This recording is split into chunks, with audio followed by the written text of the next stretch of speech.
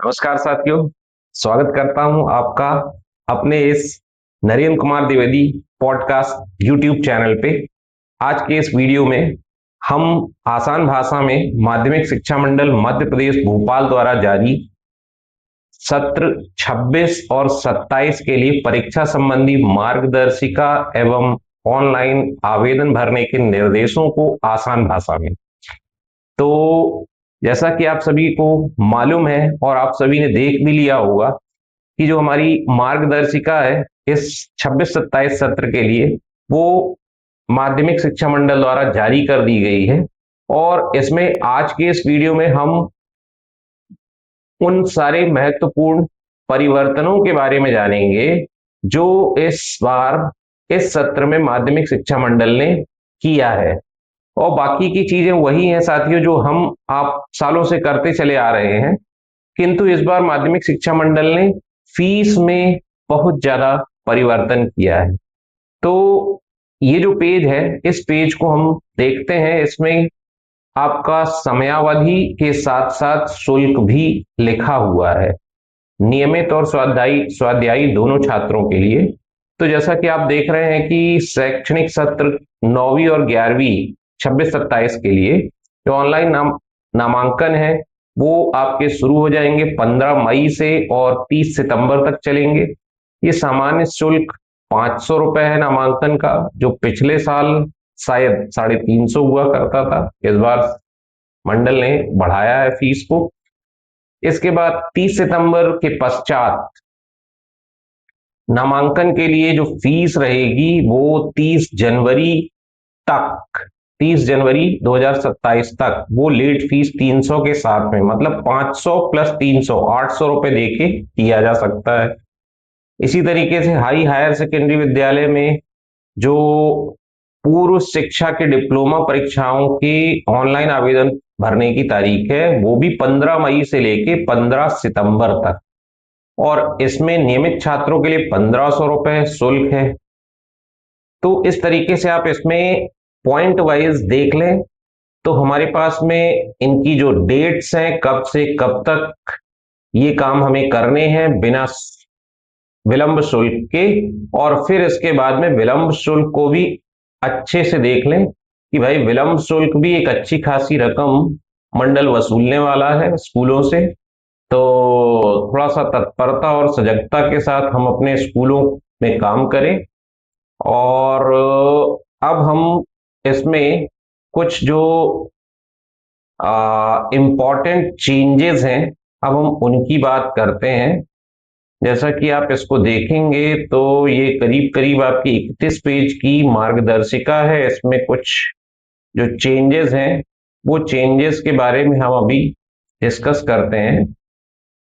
अभी यहाँ 1.5वां पॉइंट कह रहा है कि जो 9वीं में किसी कारणवश नामांकन अगर 25-26 में नहीं हो सका जिन छात्रों का, ऐसे छात्र 31/12/26 तक 1000 रुपए विलंब शुल्क के साथ नामांकन करवा के और 10वीं के परीक्षा फॉर्म भर सकते हैं। ठीक इसी तरीके से 1.6 पॉइंट भी हमारा क्या कह रहा है, कक्षा 11वीं में प्रवेश सूची 26-27 में कक्षा 11वीं में जिन छात्रों के प्रवेश दिया गया उनका चयन कक्षा 10वीं के रोल नंबर के आधार पर है, तथा कक्षा 11वीं की प्रवेश सूची हेतु ऑनलाइन किया जाएगा। तो ये सारी कुछ आप इस मार्गदर्शिका में देख लेंगे। और अब हम कुछ इंपॉर्टेंट और बातें करना चाहेंगे आपसे साथियों। तो इसमें ज्यादा कुछ हम डिस्कस नहीं करते हैं। अब आइए हम उन परिवर्तनों के बारे में समझ लेते हैं जो इस बार मंडल ने पिछले सालों की अपेक्षा किया है, और उसको हम थोड़ा सा विशेष सजगता के साथ में ध्यान रखेंगे। तो ये हमारा मार्गदर्शिका है, करीब करीब हम इसको 31 पेज की मार्गदर्शिका है ना। चलिए, तो अब हम इसमें चलते हैं, उन सारे पॉइंट्स को समझने की बात करते हैं जो चेंजेस हमें जानने चाहिए। एक ये भी इंपॉर्टेंट पेज है जो आपको देखना चाहिए। मंडल द्वारा निर्धारित शुल्क विवरण, परीक्षा शुल्क नियमित संपूर्ण विषय के लिए वो है 1500 रुपये। परीक्षा शुल्क स्वाध्यायी प्राइवेट जो पढ़ रहे हैं उनके लिए 1600 रुपये है। नामांकन शुल्क 9वीं 10वीं 11वीं एवं 12वीं एवं डीएलएड प्रथम वर्ष परीक्षा हेतु 500 रुपये। अतिरिक्त विषय हेतु प्रति विषय 700 रुपये। एडिशनल जो सब्जेक्ट है पर सब्जेक्ट 700। द्वितीय परीक्षा हेतु अगर एक विषय की द्वितीय परीक्षा दे रहे हैं छात्र 500 रुपये लगेगा। 2 विषय के लिए 1000 लगेगा। 3 या 4 विषय तक 1500 रुपये लगेगा। 4 विषय से अधिक 2000 लगेगा। तो इस तरीके से ये 6वां 7वां ग्राह्यता शुल्क भी देख लीजिए 1200 रुपये इस बार बढ़ाया गया हुआ है। तो वीडियो थोड़ा सा लंबा हो जाएगा, आप इसमें देखिएगा। ये पेज आपके लिए इम्पोर्टेंट है, इसमें शुल्क विवरण दिया हुआ है और ये घोषणा पत्र हैं जो प्राचार्य के द्वारा अपलोड किया जाना है। ये कुछ प्रपत्र हैं जो नियमित और स्वाध्यायी छात्रों को शुल्क से छूट के लिए जरूरत पड़ेंगे। तो अब हम उन सारे बिंदुओं की बात कर लेते हैं। ये वो सेंटर्स हैं, सेंटर कोड है ना। चेंजेस किए हैं वो कुछ इस तरीके से हैं कि जो 10वीं और 12वीं के परीक्षा फॉर्म है वो 15 मई से भरे जाएंगे। इस बार मंडल ने 10वीं और 12वीं के परीक्षा शुल्क, नामांकन सहित फीस और अन्य शुल्कों में लगभग 25 से 80% तक की बढ़ोतरी की है, जिससे नई व्यवस्था के अनुसार हमारा जो नियमित विद्यार्थी है उनको अभी 1200 रुपए की जगह 1500 रुपए परीक्षा शुल्क देना होगा। अभी लास्ट ईयर तक 1200 रुपए लग रहा था, जबकि स्वाध्यायी छात्रों के लिए यही शुल्क 1600 रुपए निर्धारित किया गया है। 9वीं कक्षा में नामांकन के लिए अभी 350 रुपए लग रहे थे, अभी उसको बढ़ा के कितना कर दिया गया, 500 रुपए कर दिया गया। इसके अलावा 10 वर्ष पुरानी अगर अंक सूची की प्रति आपको प्राप्त करनी है उसका शुल्क 600 रुपए से बढ़ाकर 1000 रुपए कर दिया गया है।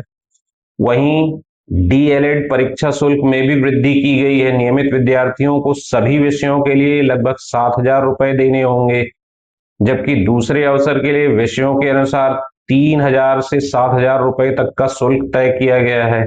वहीं स्कूलों की संबद्धता शुल्क में भी इजाफा किया गया है। 10वीं के लिए जो सरकारी स्कूल हैं वो 20,000 और निजी स्कूलों को 22,000 रुपए तक का शुल्क देना होगा, जबकि 12वीं के लिए यह राशि क्रमशः 27,000 से और 30,000 रुपए होगी। मतलब हाई और हायर सेकेंडरी की बात कर रहे हैं। और अगर गलती से कोई किसी बच्चे का नामांकन नहीं हुआ और वह बोर्ड की परीक्षा फॉर्म भर के और एग्जाम दे रहा है और वो कहीं पकड़ा जाता है तो उस गलत प्रवेश पर प्राचार्य पर जुर्माना लगेगा।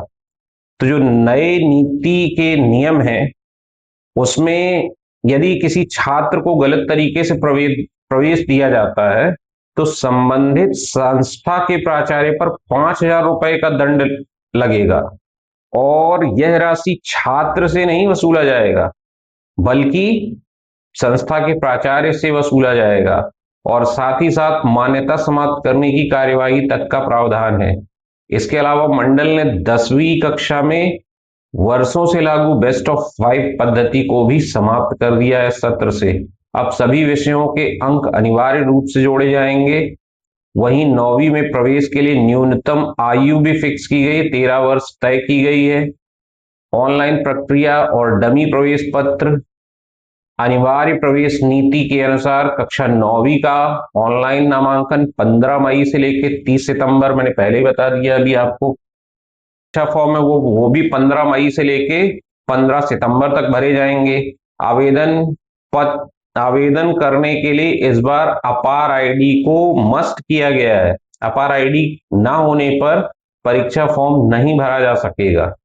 परीक्षा फॉर्म भरने के 7 दिनों के बाद ही छात्र का एक डमी प्रवेश पत्र जारी किया जाएगा। स्कूल प्राचार्य क्या करेंगे, इसे डाउनलोड करके विद्यार्थियों और अभिभावकों से जानकारी का सत्यापन करेंगे और समय सीमा में ही अगर कोई त्रुटि पाई जाती है तो उसका सुधार करवाया जाएगा। मंडल ने ये स्पष्ट किया है कि यदि किसी संस्था द्वारा समय पर घोषणा पत्र अपलोड नहीं किया जाता है तो विद्यार्थियों के प्रवेश पत्र जारी नहीं किए जाएंगे और साथ ही परीक्षा के बाद किसी भी प्रकार का संशोधन मान्य नहीं किया जाएगा। तो साथियों, ये सारे कुछ चेंजेस थे जो इस बार मंडल ने पिछले सालों की तुलना में किए हैं, जो मुझे लगा कि आपके सामने इन जानकारियों को साझा करना चाहिए। अगर वीडियो अच्छा लगा हो तो शेयर करिएगा, लाइक करिएगा और चैनल को जरूर सब्सक्राइब करिएगा अगले इसी तरीके से महत्वपूर्ण जानकारियों के लिए। नमस्कार।